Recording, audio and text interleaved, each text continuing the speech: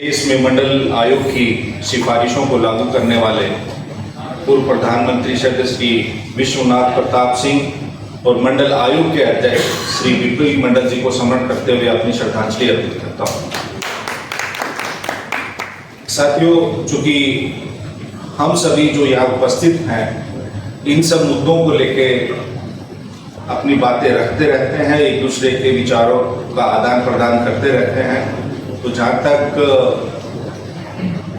आंकड़ों की बात है, SC, ST, OBC के रिप्रेजेंटेशन के, चाहे पॉलिटिकल रिप्रेजेंटेशन हो, चाहे वो हमारा एडमिनिस्ट्रेशन में रिप्रेजेंटेशन हो, उनके बारे में हम सब अवगत हैं। और उसी चिंतन का, वो मंथन का परिणाम है कि बीते वर्षों में कुछ हमारी भागीदारी बढ़ी भी है, लेकिन पिछले एक दशक से उसमें कुछ स्टैग्नेंसी भी आई है।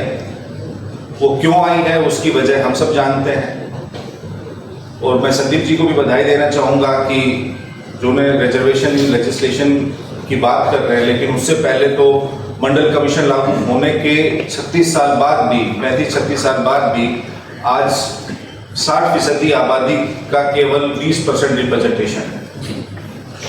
मतलब जो आरक्षित कोटे की 27% है, उसमें भी हमारा 7% अभी भी खाली है। 9 लाख नौकरियां OBC की अभी भी खाली है। अगर हम बात करें न्यायालयों की, विश्वविद्यालयों की, सचिवालयों की या कॉर्पोरेट की या मीडिया की, तो कहीं है ही नहीं। और ये सवाल हम लगातार सदन के अंदर भी और सड़क पर भी उठा रहे हैं। बीते 12-13 साल में हुआ क्या है कि जो सामाजिक न्याय की भाषा है वो बदल रही है। और बदली किसने है? सामाजिक अन्याय करने वालों ने ही वो सामाजिक न्याय की भाषा को बदल दी। जो शोषक थे, अब शोषक के भी और शोषित के भी, शासित की भी और शासक की भी एक ही भाषा उन्होंने कर दी। अब OBC शासक वर्ग सामाजिक न्याय की बातें करते हैं, किस लिए करते हैं? वो अपने विशेषाधिकारों की रक्षा के लिए करते हैं, न कि वो इन वंचित वर्गों के उत्थान के प्रति चिंतित है या प्रयत्नशील है।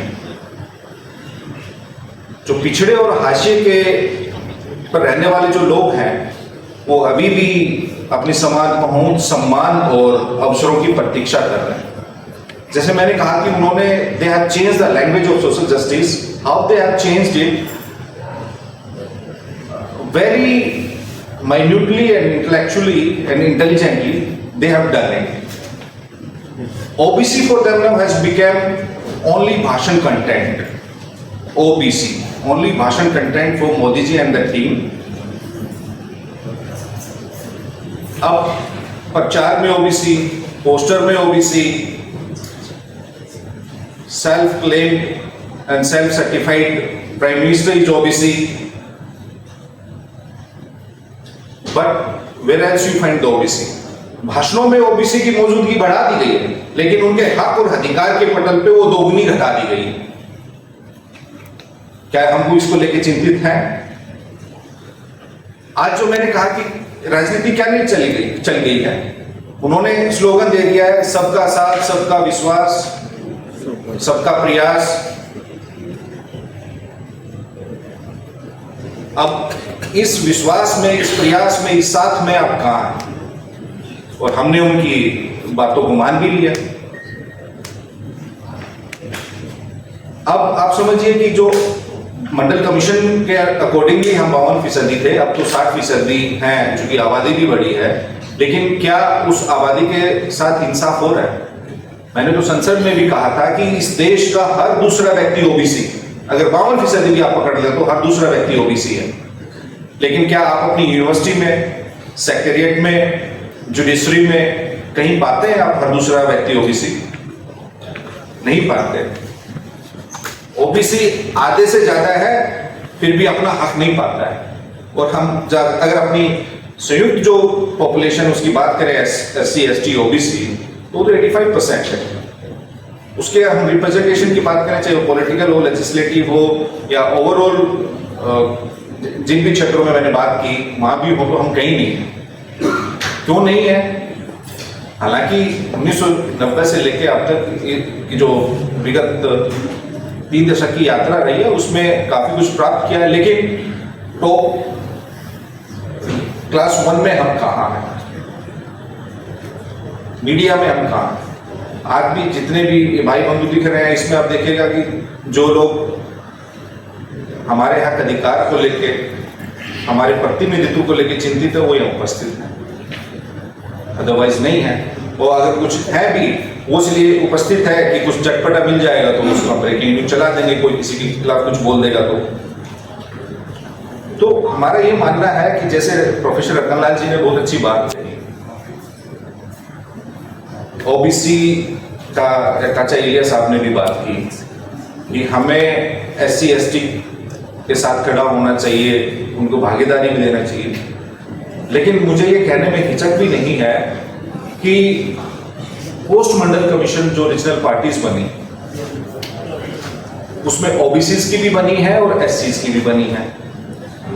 आज उन रीजनल पार्टीज में कौन किसके साथ खड़ा है? SCs की भी बात करें तो उनकी LJP है, जितना मांझी जी की पार्टी है, और भी पार्टी ओबीसीज में अनुप्रिया पटेल जी की पार्टी है या नीतीश कुमार जी की पार्टी है या उपेंद्र कुशवाहा जी की पार्टी है, वो सब पार्टियां कहाँ है? और कितना मुखर होकर हम उनको इन SC ST और OBC के मुद्दों पे सुनते हैं, सदन के अंदर या सदन के बाहर? मैं चूंकि राष्ट्रीय जनता दल का प्रतिनिधि हूं तो मैं बता सकता हूं, जब 13 पॉइंट रोस्टर का सिस्टम आया तो भी जंतर मंतर से लेके पटना में हमने हर संघर्ष में, आंदोलन में साथ दिए। हमारे शीर्ष नेता यहाँ भी जंतर मंतर पे आए, सदन के अंदर भी उस मामले को उठाया। चाहे आजकल जो NFS नामक एक फिल्टर लगाया है उसको भी बार बार स्वयं मैं 3 बार उठा चुका हूँ, सप्लीमेंट्री क्वेश्चन से लेके हर बार। लेकिन जैसे मैंने कहा कि ये दिखावटी नारों की सरकार है। चाहे रोहित वेमुला की जो इंस्टीट्यूशनल मर्डर हुआ उसमें तेजस्वी यादव जी डिप्टी CM रहते हुए स्वयं सड़क पे उतरे, तो भारतीय जनता पार्टी ने बहुत हल्ला किया कि ये कॉन्स्टिट्यूशनल पोस्ट पे हैं और वो अपना अनऑथराइज्ड इलाके में जाके धरना प्रदर्शन में और मार्च में शामिल हो रहे हैं। हमने उनका पोस्टर अपने पार्टी के बैनर में लगाया है और वो अभी भी है। हम कबीर साहब से लेके संत रविदास से लेके इवन रोहित वेमुला तक ये हमारे प्रेरणा के स्रोत हैं, हमारे मार्गदर्शक हैं। अब क्योंकि जैसे मैं पहले ही कह चुका हूं कि बैकलॉग का इश्यू हो, चाहे हमारे दूसरे प्रतिनिधित्व का सवाल हो, उन सब में तो हम सब अवगत हैं। अब बाकी तो हमें बात करनी चाहिए कि जो मंडल कमीशन की बाकी सिफारिशें हैं उनको लागू करने की बात होनी चाहिए। अभी हम उसी 27% या जो 21% रहा है हमारा रिजर्वेशन का पार्ट, हम उसे पूरा नहीं कर पाए अभी तक। तो मंडल कमीशन लागू होने के बाद हम रिजर्वेशन इन लेजिस्लेशन की बात कर रहे हैं, अच्छी बात है, क्योंकि 1957 में काका कालेल का कमीशन बना, तब से लेके जाके 1990 में मंडल कमीशन लागू हुआ। आज ये अच्छी शुरुआत है कि हम need for OBC reservation in legislature की बात कर रहे हैं। तो अगर हम सब एक रहे, संघर्ष करेंगे तो ये दिन भी हमें देखने को अवश्य मिलेगा। लेकिन इसके लिए हमें जागरूकता की जरूरत है। जब हम बात करते हैं तो प्राय ऐसा मेरा व्यक्तिगत अनुभव है, हो सकता है मैं गलत हूं, हम सब कुछ जिम्मा डाल देते हैं पॉलिटिकल पार्टीज पे, चाहे रीजनल पार्टी हो या कोई भी। जब अभी खाचा साहब बात कर रहे थे अपर कास्ट की, तो उनके साथ राजनीतिक, सामाजिक और सांस्कृतिक पूंजी है, सोशल कैपिटल है, इंटेलेक्चुअल कैपिटल है।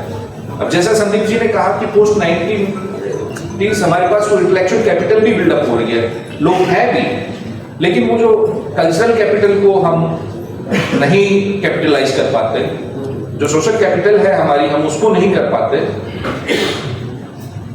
और चूंकि एक ओबीसी पॉलिटिक्स का कैनवस थोड़ा ज्यादा बड़ा है, उसमें भी अलग अलग जो प्रमुख जातियां हैं, डोमिनेंट कास्ट, उनकी पार्टियां हो गई हैं, तो लोग वहां फिर मुद्दों से ज्यादा ये नहीं देखते कि कौन पार्टी किस ओबीसी के मुद्दे को लेकर संघर्ष कर रही है, फिर वो हम एक आइडेंटिटी पॉलिटिक्स में घुस जाते हैं। तो उसके लिए अब ओबीसी का कोई मुद्दा है, अगर मेरी पार्टी कास्ट सेंसस पे, रिजर्वेशन पे, एट्रोसिटीज पे और किसी भी प्रकार का कोई मुद्दा हो, उस पर बात नहीं कर रही हो तो आप हमें शिकायत कर सकते हैं।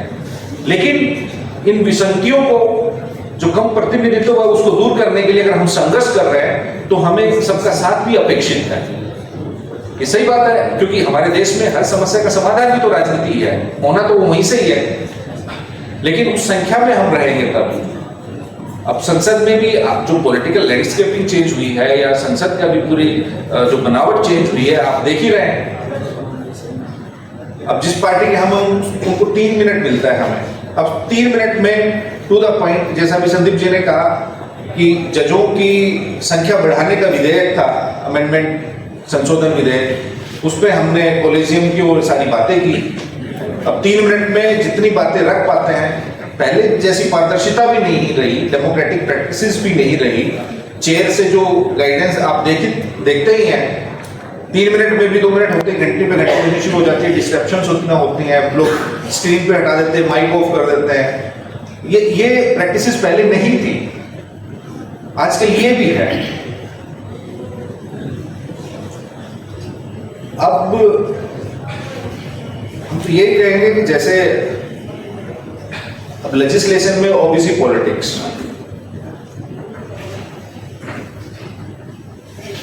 अब हम लोगों के बीच में जो दूरियां बढ़ाई हैं, चाहे जाति के नाम पे हो या क्षेत्र के नाम पे हो,